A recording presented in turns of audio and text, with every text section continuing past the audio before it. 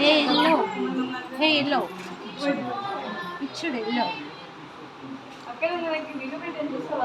ఏదిరా చూడలేదు చూసాను ఏర్లా